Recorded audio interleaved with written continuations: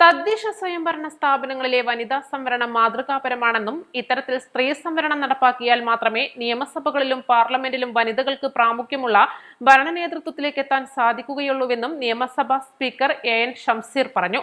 വീട്ടകങ്ങളിൽ ഒതുങ്ങിപ്പോകുമായിരുന്ന പ്രഗത്ഭമതികളായ വനിതകളെ സമൂഹത്തിന്റെ മുഖ്യധാരയിലേക്കും ഭരണ നേതൃത്വത്തിലേക്ക് എത്തുന്നതിനും ഇത് ഏറെ സഹായിച്ചതായും അദ്ദേഹം പറഞ്ഞു.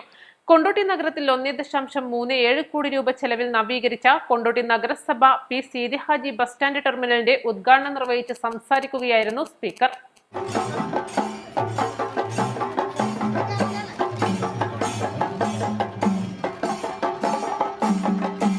പ്രാദേശിക ഭരണകൂടങ്ങൾക്കകത്ത് റിസർവേഷൻ കൂടി വന്നതോടുകൂടി വലിയ രീതിയിൽ സ്ത്രീ സംവരണം വന്നു. സ്ത്രീ സംവരണം വന്നപ്പോഴാണ് നല്ല രീതിയിൽ ഒരുപാട് കഴിവും പ്രാപ്തിയുമുള്ള സ്ത്രീകൾക്ക് പൊതുരംഗത്തേക്ക് കടന്നു വരാൻ സാധിച്ചത്. അതിന്റെ ഭാഗമാണ് ഇവിടുത്തെ നിത ഉൾപ്പെടെയുള്ള ചെയർപേഴ്സൺ. അദ്ദേഹം ഒരു പക്ഷേ റിസർവേഷൻ അല്ലെങ്കിൽ ഒരിക്കലും ചെയർപേഴ്സൺ ആവില്ല.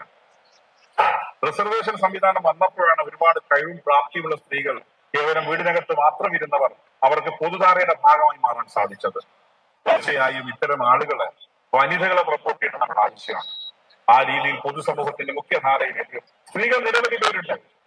പക്ഷെ പലപ്പോഴും സ്ത്രീകൾക്ക് അർഹമായ പ്രാമുഖ്യമോ പരിഗണനയോ ആരും കൊടുക്കാറില്ല. റിസർവേഷൻ വന്നപ്പോഴാണ് സ്ത്രീകൾ അവരുടെ ഈ ലോക്കൽ ബോഡിയിൽ വന്നത്. ഇനി അവർക്ക് പ്രൊമോഷൻ കിട്ടണമെങ്കിൽ നിയമസഭയിലും മറ്റും ഇതുപോലെ പ്രാമുഖ്യമാണ്. അല്ലെങ്കിൽ നമ്മൾ ആരും ഇല്ല. അത് നമ്മളെല്ലാം പുറത്തു പറയുമെങ്കിൽ അവസാനം വരുമ്പോൾ നമ്മൾ അതിനെ വീതം വെച്ചെടുക്കും. അതുകൊണ്ട് സ്ത്രീകൾക്ക് അർഹമായ പ്രാമുഖ്യം കേവലം ലോക്കൽ ബോഡിയിൽ മാത്രം പോരാ, നിയമസഭയിലും പാർലമെന്റിനകത്തും അവർക്ക് വേണം എന്ന അഭിപ്രായം ഉൾപ്പെടുത്തുന്ന പ്രദേശത്ത് ഒരു പാർട്ടിയുടെ പ്രതിനിധിയാണ് ഞാൻ. അതുകൊണ്ട് അവർക്ക് ആവശ്യമായ പരിഗണന അവരെ പൊതുധാരയിലേക്ക് കൊണ്ടുവരാൻ നമുക്ക് സാധിക്കണം.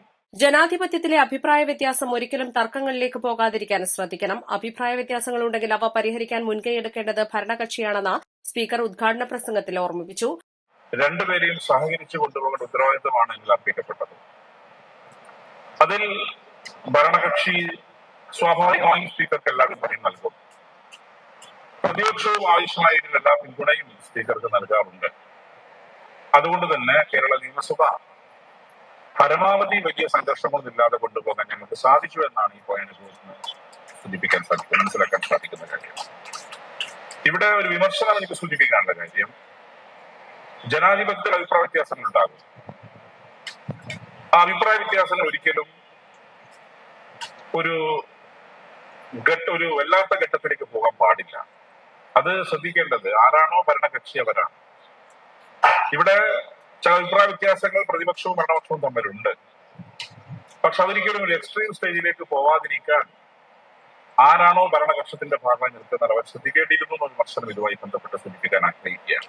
ടി വി ഇബ്രാഹിം എംഎൽഎ അധ്യക്ഷനായ ചടങ്ങിൽ എംപിമാരായ ഇ.ടി. മുഹമ്മദ് ബഷീർ, ഹാരിസ് ബീരാൻ, എംഎൽഎമാരായ P Abdul Hameed master, P Ubaidulla, ജില്ലാ panchayat president M K Rafeeqa, നഗരസഭാ chairperson C A Nitha Shaheer തുടങ്ങിയവർ മുഖ്യാതിഥികളായി. നഗരസഭയുടെ വിവിധ പദ്ധതികളും തദ്ദേശ സ്വയംഭരണ വകുപ്പ് നടപ്പിലാക്കിയ ടേക്ക് എ ബ്രേക്ക് പദ്ധതിയുടെ ഫണ്ടും വകയിരുത്തിയാണ് 1.37 കോടി രൂപ ചെലവിൽ ബസ് സ്റ്റാൻഡ് ടെർമിനൽ നവീകരിച്ചത്. കൊണ്ടോട്ടി പട്ടണത്തിന്റെ സൌന്ദര്യവൽക്കരണ പദ്ധതിയുടെ ഭാഗമായാണ് പദ്ധതി നടപ്പിലാക്കിയത്. വിശാലമായ ഇരിപ്പിടങ്ങൾ, സ്ത്രീകൾക്കും കുട്ടികൾക്കും പ്രത്യേകമായ വനിതാ വിശ്രമ മുറിയും മുലയൂട്ടൽ കേന്ദ്രവും, സ്ത്രീകൾക്കും പുരുഷന്മാർക്കും ഭിന്നശേഷിക്കാർക്കും പ്രത്യേകം ശൌചാലയങ്ങൾ, coffee house, police head post, സർക്കാരിന്റെ കെ സ്മാർട്ട് പ്രവർത്തനങ്ങൾ വേഗത്തിൽ ജനങ്ങളിലെത്തിക്കാൻ ഫ്രണ്ട് ഓഫീസ്, ദൂരദേശ യാത്രക്കാർക്ക് സഹായകമാകും വിധത്തിൽ റിഫ്രഷ്മെന്റ് ഏരിയ എന്നിവ ഉൾപ്പെടുത്തിയാണ് ബസ് സ്റ്റാൻഡ് നവീകരിച്ചത്. ഇതോടൊപ്പം വിവിധ പ്രദേശങ്ങളിലേക്കുള്ള ബസ്സുകൾക്കായി ബസ് ബേ, ബസ് സ്റ്റാൻഡ് ടെർമിനലിനകത്ത് രാത്രികാലങ്ങളിൽ മതിയായ രീതിയിലുള്ള വെളിച്ച സംവിധാനം എന്നിവയും ക്രമീകരിച്ചിട്ടുണ്ട്.